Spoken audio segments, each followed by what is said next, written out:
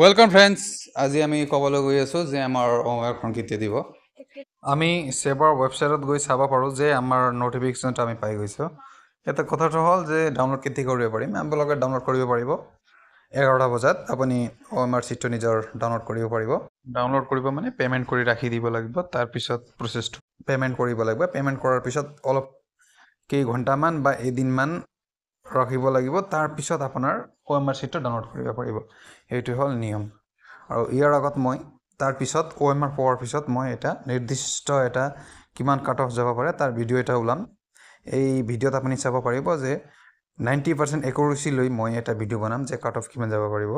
মই ইয়াৰ আগতো বনাইছিলোঁ, আপুনি চাব পাৰে যে এইটো OMR চিট দিয়াৰ আগৰ ভিডিঅ' হয়। ন'টিছখন আপুনি চাব পাৰে যে এইটো এটা ন'টিছ যে চেবাৰ ফালৰ পৰা আহিছে।